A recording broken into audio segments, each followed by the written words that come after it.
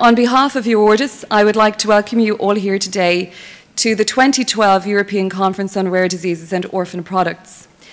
The first European Conference on Rare Diseases took place in Denmark in 2001, and as you can see, we have gone from strength to strength. We have over 750 people registered here today for this event, so I think that's quite an achievement. It's wonderful to see so many people from not only just Europe, but we have people here also from the United States, from Canada, from Africa, and from Asia. So it's truly a global event today. And I think it underlines as well the fact that rare diseases can bring so many people together like no other cause in the health sector. Now, I would also like to thank our collaborators in organising this event, because a lot of people have been involved, particularly our collaborator, which is the DIA Europe. We also have organised this conference in conjunction with the European Commission, the European Medicines Agency, the National Organisation for Rare Diseases NORD in America, Orphanet and industry through FPIA, EBE and Europa Bio. On behalf of EURORDIS, I would like to thank all of those partners and supporters and the programme committee as well, who have brought this day to pass. The participation of these members ensures that all stakeholders in the area of rare diseases are represented in the planning and content of the event, so that the many aspects and issues that are needed to be addressed in this far-reaching and complex area are given the time for discussion and debate. The European Conference for Rare Diseases and Orphan Products is a multinational, multi-stakeholder policy forum to disseminate policy and good experiences, with progress and updates to help shape future policies. It depends on you and your interaction, so we do need to hear from you, and we do need to hear your voices and your experiences, because that's the only way that we can learn. The workshops will provide you with the platforms for important discussions, and with various networking opportunities, I am sure that this year's EURCD will also live up to its reputation, as previous have, of being quite a lively event, and a very useful event as well, which is most important. In 2012, EURORDIS reached a milestone in that we now have 500 members in 48 countries, so it goes beyond Europe in membership.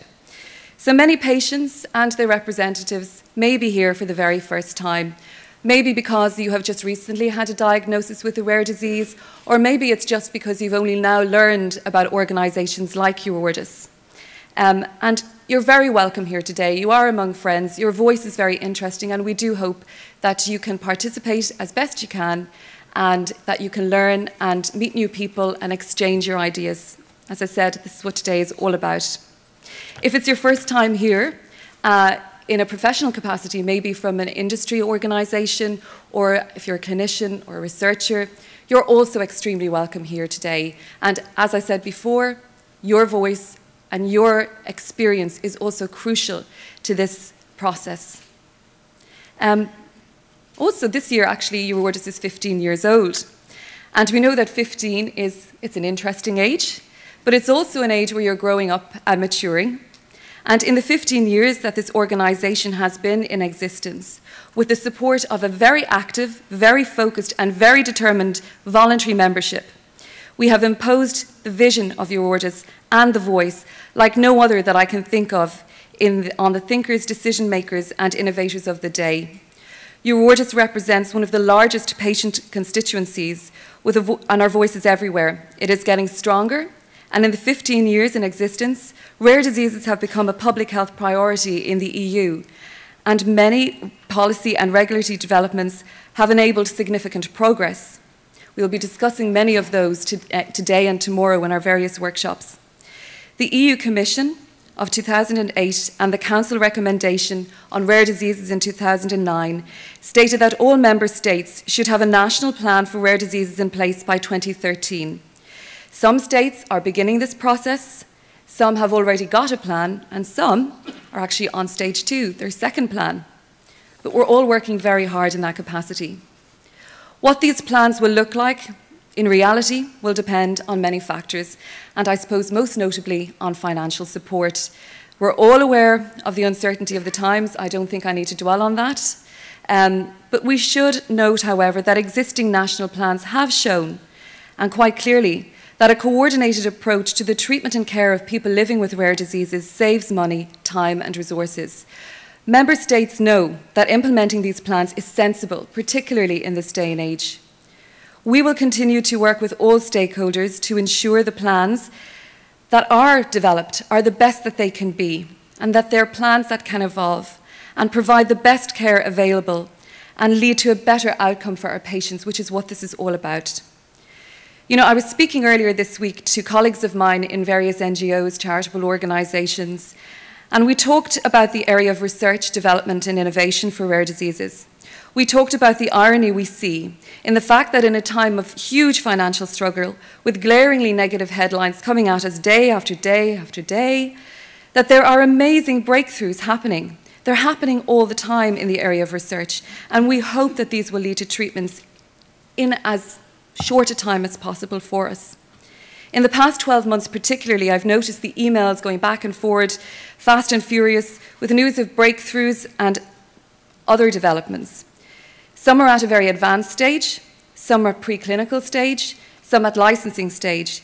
And it's extremely invigorating for us to see the projects that some of our organisations have founded and funded grow into a stage where they can see how the potential treatments will be administered, what they will look like, and how they will work.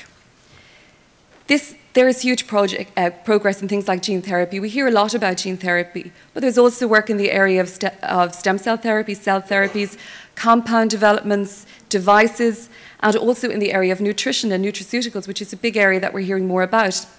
Our research projects are receiving orphan drugs designation. We have seen developments in research in the area of cystic fibrosis, muscular dystrophy, Prader-Willi syndrome, retinitis pigmentosa, Huntington's disease, multiple myeloma, rare leukemias. It's really a time for hope and for innovation, I think. Some therapies may be at an early stage of development, but they are going in the right direction, and the possibilities for deriving benefit for unmet medical needs are very, very real. We don't know how and what the next decade of innovation will bring, but we know that the developments of these therapies will change all of our lives, not only the lives of our patients and our members who so desperately need the novel treatments, but the lives of the innovators who create them, and also the lives of everybody living in Europe who will share in the economic benefit that innovation brings. We must protect our innovation spirit. We must protect that in Europe. It's the key to all of our futures. Now is the time for us to progress and enact the many policies that will ultimately allow access to emerging technologies. We are not under any illusion that this will be not without challenge, but this is why this conference was conceived, and that is why the theme of orphan drugs and emerging therapies was decided upon. We are here today and tomorrow because these issues represent a real hope for the future, and this is the time to be hopeful. Our future is in our own hands. We don't have all of the answers.